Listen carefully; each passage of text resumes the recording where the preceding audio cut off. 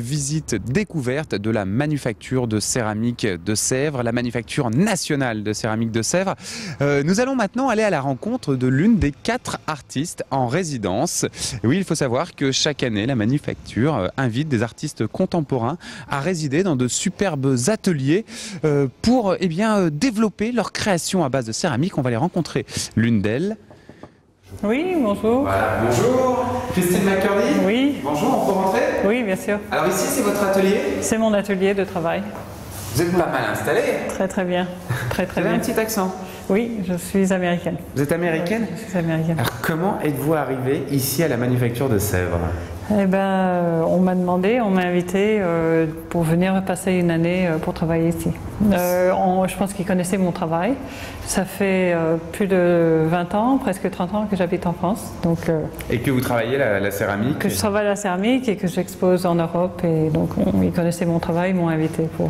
donc là, en fait, on vous a mis à disposition ce superbe atelier. Il y a un escalier qui monte et vous pouvez habiter en haut, c'est ça? J'ai un appartement au-dessus. C'est classe. Très bien, très très bien. C'est mon pied à terre. Alors vous faites entre autres des natures mortes en céramique. Je fais entre autres des natures mortes, des espèces de plats avec des éléments organiques, des grosses... On va regarder l'un d'eux? Oui, collection d'éléments naturels et pas très naturels, je dirais, des fois. Alors ça, c'est un prototype. C'est en cours de travail. Ça, c'est un prototype en terre crue, en grès, alors que l'objet définitif sera en porcelaine, sera beaucoup plus grand et il sera émaillé avec une matière, une très belle matière de Sèvres.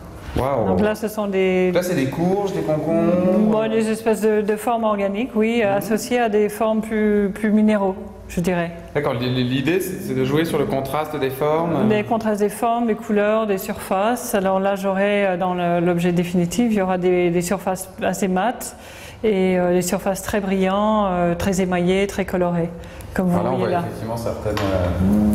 Voilà. Et puis dans les couleurs, essayer de profiter au maximum des couleurs sévriennes, je dirais.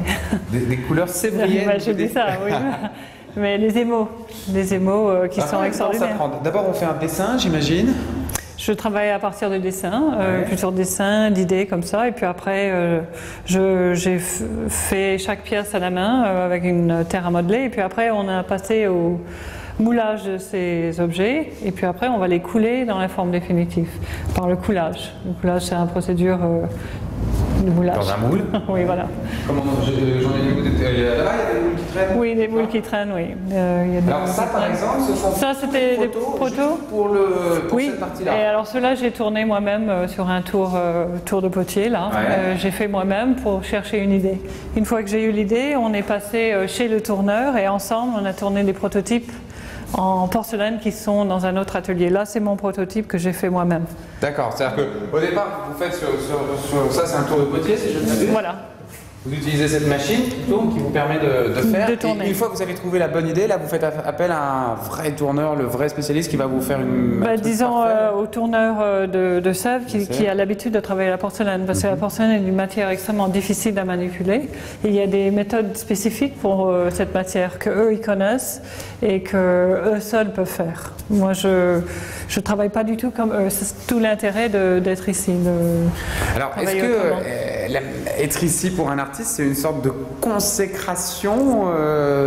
Oui. C'est le lieu ultime pour un artiste, finalement, quand on est céramiste. Absolument. Absolument, c'est vraiment une opportunité de rêve. C'est quelque chose qui vous permet d'expérimenter dans un domaine impossible et de faire un travail différent de ce qu'on fait d'habitude. Là, vous avez affaire aux plus grands spécialistes de la porcelaine qui sont capables de réaliser vos délires les plus fous ou... Absolument, absolument. Alors là, en parlant de délire, il y en a une œuvre en préparation qui s'annonce assez extraordinaire. Oui, alors là, c'est... On peut manipuler? Oui, bien sûr. Alors ça, ce sont des éléments en pâte tendre qui sont cuits à 1240. Et pour l'instant, après, ils seront polis, donc ils ont un Là, ils aspect... sont pas encore polis. Hein. Ils sont pas polis parce que je joue avec pour l'instant, parce que j'essaie, ils vont être installés, une douzaine, sur un plateau émaillé turquoise du bleu céleste, fameux bleu céleste de Sèvres. Et ça va être posé comme ça? Non, ce sera comme ça. Ah, comme ça, allongé. Oui, voilà. D'accord. Comme des corps qui s'entrelacent. Et qui symbolisent quelque chose ou... Pour chacun d'imaginer ce qu'il veut. D'accord. Voilà. Merci beaucoup pour votre accueil. Merci à vous. C'était le superbe atelier de Christine McCurdy.